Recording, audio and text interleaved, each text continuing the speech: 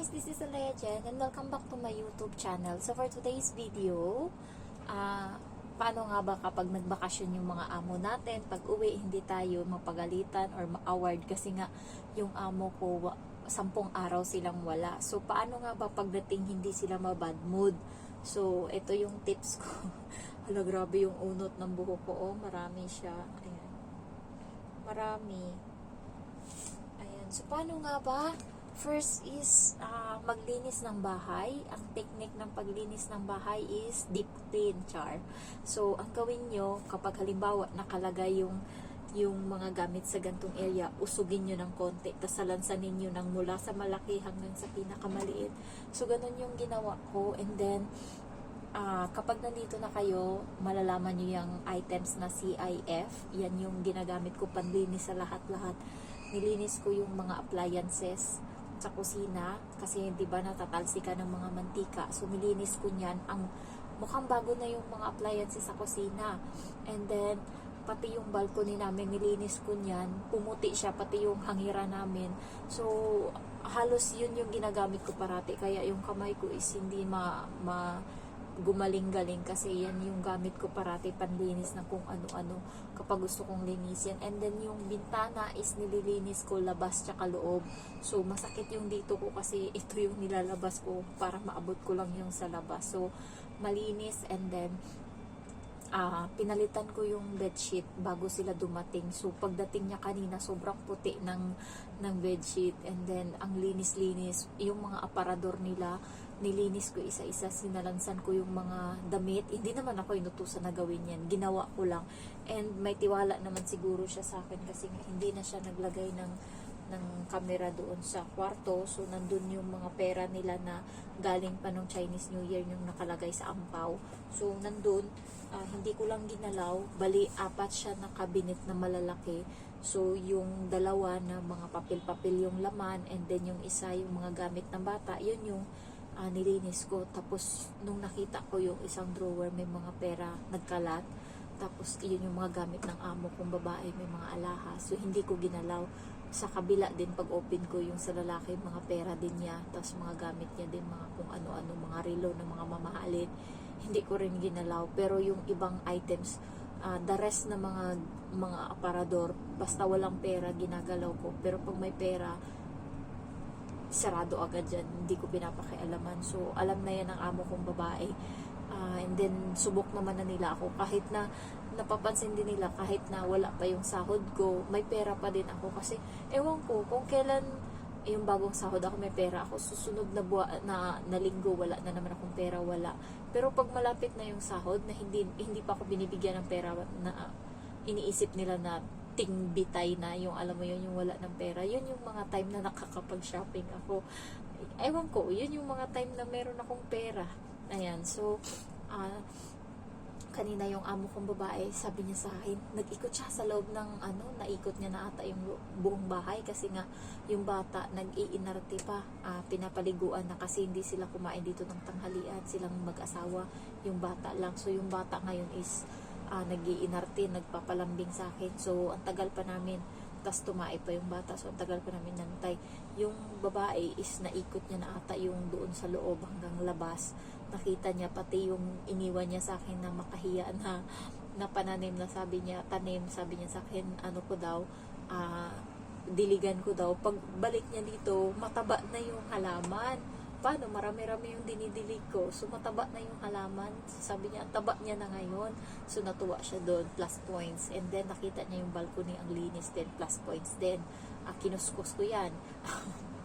Tapos, nakita niya din yung mga appliances, malinis. Yung amo kong lalaki, ang kalat nung yung area niya na yung nilalagyan niya ng mga papel-papel na galing sa mga post office, ang kalat, nagkakalat doon, pati mga pagkain niya nagkalat. So nilinis ko lahat yun. Talagang tinapon ko, ang dami kong natapon ng mga laruan ng bata, pinagtatapon ko. Siguro kung nakita yun ng amo kong babae, masyak siya. Hirap na hirap akong dalhin yun sa pinto, sobrang dami.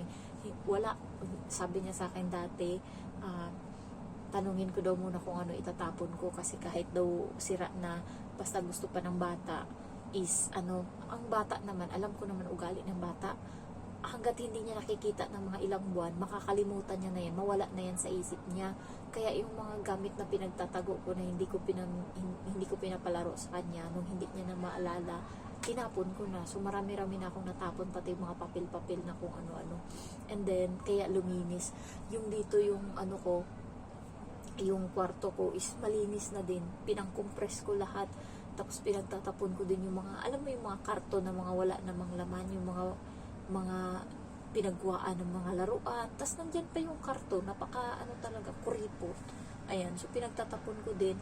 And then nakita niya yung sofa ang linis kasi kahit yung pinakailalim ng sofa na hindi abot ng mop, nilinis ko yung gamit lang yung towel. So ganun ako nilinis ko talaga, nakita niya. Tapos yung mga kung ano-ano, mga cabinet, pinaglilinis ko talaga lahat. So, yun yung ginawa ko, kaya hindi ako masyadong And pag gumagawa naman ako niyan, kaya hindi ako napapagod kasi nakaupo ako, so nakakapagpahinga din. Kamay ko lang yung kumikilos. And siguro nakakapagpahinga ako ng matagal kasi nga ang ng tulog ko, grabe ang haba ng tulog ko talaga. Nakabawi talaga ako ng tulog. Tapos sabi niya sa akin, wow, ang linis ng bahay. Sabi niya ganun. Kasi nga, pinagagalaw ko lahat. Pinagtatapon ko yung mga hindi dapat kailangan. Tapos ang iniinan ko talaga, sobrang linis talaga ng bahay, guys. Siguro out of 10, mga 10 siguro, char. So, sabi niya, wow, ang linis ng bahay. Sabi ko ganun sa kanya. Wala kasi akong magawa, kaya nilinis ko. Tapos tumawa silang dalawang mag-asawa, tawa sila. Sabi ko, wala kasi akong magawa kaya naubos ko ng linis. Sabi ko ganun, tumawa sila. And then sabi ng babae, tapos nakapagpahinga ka naman ba ng ng mahaba-haba? Sabi ko, oo. Sabi ko ganun. Tapos natuwa siya doon. Tapos ayun, nung gabi na, nagpapasalamat siya. Pero marami nga silang mga maleta na dala pa uwi, bit-bit nila. So, lahat yun lilinisin, lahat yun lalabahan, lahat ng mga damit nila na nilabas. Pagpasok nun, hindi lalabahan. Kaya marami-rami, ilang linggo, mga isang linggo mahigit na paglilinis yung gawin ko niyan sa maleta. Siguro mga 2 linggo pa bago mapasok yan ulit sa loob yung maleta. So, nakakapagod pero okay lang. Mas gusto ko na nandito sila para nakikita nila yung ginagawa ko. Pero nung wala naman sila, nakaupo pa din ako kung kailan ko gusto. Kasi nga, na din ako 10 months. So, ko na yung ugali ng amo kong babae na hanggat okay yung trabaho mo, wala siyang pakialam kung magpahinga ka, kung mag-cellphone ka, basta okay yung trabaho mo. Hindi katulad sa mama niya na napakadaming na siyang buhay, yung ang daming inarte ba, yung ayaw niya nakikita yung katulong niya na nagpapahinga, ayaw niya, sinisilip niya kaagad sa kwarto, nakikita ko. Ako naman, pinapabayaan ako ng amo ko as long as natapos ko yung trabaho ko. Kahit hindi ka natapos, basta anuhin ko lang, basta tapusin ko lang yan sa ngayong araw. So, ganun yung amo ko. Buti nga hindi siya nagmana doon sa sa mama niya ng ugali. Nagmana siguro konti lang. Pero sa pagkamadamot, nagmana siya. Yung tatay kasi mapagbigay. Yun yung maganda yung tatay nila mapagbigay. Pero yung babae makunat. Parang ito rin. Yung lalaki is mapagbigay. Sabi nga kanina ng lalaki sa akin, kasi meron siyang iniinom na parang mga herbal, ugat-ugat, sabi niya. Ito Jen, kunin mo, sabi niya, hati tayo. Sabi niya ganun, wala yung babae. Kumuha ka dito, sabi niya ganun. Kasi kung nandyan yung babae, nagsasabi yan, pinapagalitan siya. Sabi niya, kumuha ka dito kasi maganda to sa katawan, sabi niya ganun. Hindi ko alam kung ano sabi niya. Basta maganda daw sa akin, maganda yan sa'yo, sa katawan mo, sa mata, maganda yan. Hindi niya lang siguro masabi na sa regla ko kasi nga nakita niya nga ako nung nakaraan kung paano ako naglusa dahil sa regla ko. Sabi niya ganun. Tapos naalala ko kasi nung nakaraan galing siya ng Singapore, may dala siya na 3 cake. Ayan, hindi ko makakalimutan yan. Ang bait talaga ng amo kong lalaki, pero yung babae lang yung madamot. So, pero mabait din naman yung babae. Mo lang yung kiliti niya, hanapin mo lang. Bibigyan ka din niya, pero hindi lahat. Hindi katulad nitong lalaki na kapag siguro hindi lang to pinipigilan ng babae, maraming beses na to nagbigay sa akin. So, pagdating niya galing Singapore, sabi niya ganun, ay Jen, linisin mo tong mga cake, sabi niya ganun. 3 yan, sabi niya ganun. Galing pa yan ng Singapore. Doon ko talaga yan sa airport binili, sabi niya ganun sa akin. Sabi ko, Sabi niya, sa'yo yung isa dyan. So, hindi ako sumagot. Buti na lang kamo, hindi ako sumagot. So, kunwari, wala akong narinig. Siguro napahiya yung amo kong lalaki. Sabi niya, sa'yo yung isa dyan.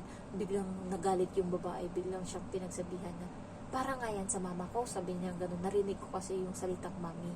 Sabi niya, para nga yan sa mama ko. Ibibigay mo sa kanya. Parang ganun yung usap nila. Tapos sabi na lang ng lalaki, bumalik sa kusina. Nandun ako naglilinis. Sabi niya, hati na lang tayo dito sa isa. Sabi niya ganun sa akin. Tapos nung nakita ko yung cake, hindi naman masarap. Alam mo yun, walang toppings, yung ano lang, yung ano lang niya, yung parang tinapay lang niya sa gitna, di ba? Ganun lang yung cake pinagdadamot ng babae. Ayun yung ibigay sa akin yung isang peraso kasi nga pinapabigay nga ng lalaki. Sabi niya, hindi daw, huwag daw. So sabi ng lalaki, hati na lang tayo dito sa isang cake. Ayun, binigay niya dun sa nanay yung isa sa katrabaho ng amo kong lalaki. So, medyo madamot yung babae. Hinahayaan ko na lang. Yung lalaki talaga, mapagbigay siya. Kaya kanina, alam niya kasi na kapag nakita ng babae na binibigyan ako, kukontra na naman yun. Kaya nung wala yung babae naliligo, sabi niya, gusto mo, kumuha ka dito, hati tayo nito. Kasi marami akong binili. Hindi ko naman tumaubos. Maganda to sa katawan mo. Sabi niya ganun sa akin. Sabi ko na, sige. Ayan. So, yung lalaki napipigilan lang talaga ng babae, hindi sana madamot. Pero okay naman yung babae kasi sa ano naman, hindi naman ako stress, hindi siya yung nagagalit ng walang dahilan, katulad ng iba na may saltik. Hindi ganun yung amo kong babae. Reasonable yung galit niya. Dati nagagalit siya sa akin nung bago, nakasimangot siya kasi nagsiselos siya, pero ngayon na hindi na siya nagsiselos, tapos alam niya naman na walang mali siya, kaya kampante na siya. Hindi na siya ganun na pag lumalabas minsan mag-good morning ka, wala siyang pakialam. 2 beses niya nang ginawa sa akin yun. Pero ngayon hindi na. And siguro sana hindi sila magbago. Kasi kanina pagdating nila, hindi ko agad siya nakita. Kasi nauna silang dumating sa akin sa baba ng building. Kasi nagluto ako. Tapos tinext niya ako na malapit na kami. Ayun, takbo-takbo ako. Tapos pagdating ko doon, sabing ganun sa akin, Jen, we're here. Sabi ng amo kong babae. Yung bata, Diyos ko, tumalon siya sa sasakyan nung sumigaw na Jen, andito nang ako, tinawag na ako ng amo kong babae, Jen, we're here. Tumalo na siya, oh my gosh. Tapos nakita ng amo kong babae, alam mo yung babae, tawang-tawa na talagang natutuwa siya kasi yung bata talaga, ang layo, nakagano na sa akin, nakagano na mapakandong na, gusto niya nang yumakaw, tapos naiiyak yung bata. Sabi niya, Jen, sabi niya ganun, tapos yumakap siya sa akin. Ayun. Tapos nagulat ako, di binaba ko siya, pumunta ako doon sa amo kong lalaki kasi may kukunin nga ng mga gamit. Sabi niya, Jen, I can help you. Sabi ganun ng bata. Sabi niya, you know what, I miss you so much. Sabi niya ganun. Tapos yung amo kong babae, sabi, nasa sasakyan pa lang kami, nag-iisip na siya, nagpaplano na siya kung ano yung lalaroin nyo, kung ano yung gagawin nyo ngayong araw. Sabi niya nga sa akin, hindi siya kakain sa labas ngayong araw, dito lang siya kakain kahit yung ulam niya lang chicken tsaka itlog, ganun din sa gabi, chicken tsaka itlog, kasi nga gusto kanyang makalaro, sabi ganun ng amo kong babae. Tapos yung bata sabi, yes Jen, we can play all day, don't work, okay? No need to work, just let mommy, ignore mommy, sabi niya gano'n. We are going to play. Alam mo yun, yung basta importante lang naman sa amo kong babae, kapag okay yung bata, kapag gusto ka ng bata, wala na siyang problema. Kahit anong tamad mo dyan, as long as yung bata is okay sa'yo, wala na. Hands up na siya doon. So, ayun lang. Siguro, yun na lang, baguhin nyo yung mga pagsasalansan ng mga gamit para pag bumalik yung amo niyong babae, may napansin na kakaiba. Ganun yung ginagawa ko. And, dati yung mga libro pahiga ng ganun, tinayo ko ngayon isa-isa, diba? Kaya natuwa yung amo kong babae. Siguro nasatisfy siya.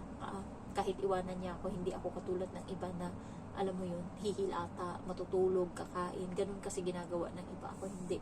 Tatrabaho pa din ako, pero trabahong minimum, char. So, ayun lang guys. Thank you for watching. Bye-bye. Love you all.